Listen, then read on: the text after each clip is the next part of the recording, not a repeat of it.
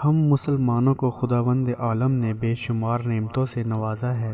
ذہانت، قابلیت، عزم، استقلال، اللہ کا دیا سب کچھ ہمارے پاس ہے، لیکن ہماری راہ میں کچھ دشواریاں بھی ہیں جن کا مقابلہ ہمیں مردانہ وار کرنا ہے۔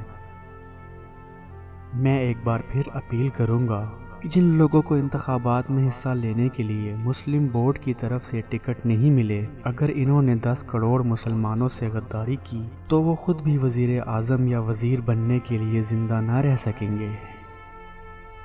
کمزور سہاروں سے چمٹے رہنا بہت بڑی غلطی ہے، خاص طور پر ایسی صورت میں کہ آپ بالکل نئی اور نوزائیدہ مملکت زبردست اور بے شمار اندرونی و بیرونی مسائل میں گھری ہوئی ہے۔ ایسے موقع پر مملکت کے وسیع تر مفاد کو صوبائی یا مقامی یا ذاتی مفاد کے تابع کرنے کا ایک ہی مطلب ہے: خودکشی۔ حقیقت یہ ہے کہ یہ وزراء آپ کے خادم ہیں، جبکہ اصل مالک آپ ہیں۔ اگر یہ اپنی ذمہ داریوں کا احساس نہ کریں تو آپ انہیں وزارت کی گدیوں سے اتار سکتے ہیں۔ دنیا میں ایسی کوئی طاقت نہیں جو پاکستان کا وجود ختم کر سکے۔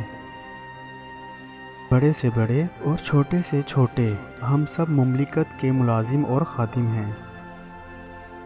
ناکامی میرے لیے ایک نامعلوم لفظ ہے۔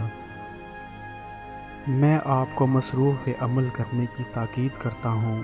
کام کام اور بس کام، سکون کی خاطر صبر و برداشت اور انکساری کے ساتھ اپنی قوم کی سچی خدمت کرتے جائیے۔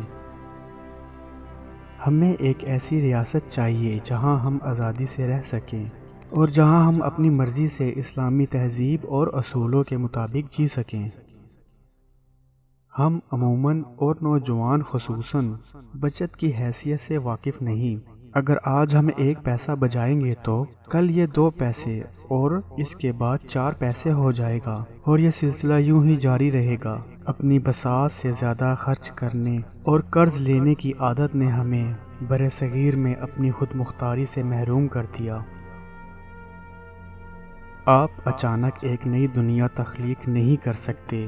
حصول آزادی کے لیے آپ کو ایک عمل سے گزرنا ہوگا۔ آپ کو آگ کے دریا، ابتلاء اور قربانیوں کی راہ سے گزرنا پڑے گا۔ مایوس نہ ہوں، قومیں ایک دن میں نہیں بنا کرتی، لیکن جیسا کہ ہم رواں دواں ہیں، ہمیں ایسے قدم اٹھانے چاہیے جو ہمیں آگے کی طرف لے جائیں۔ آپ حقائق کا مطالعہ کریں، تجزیہ کریں اور پھر اپنے فیصلوں کی تعمیر کریں۔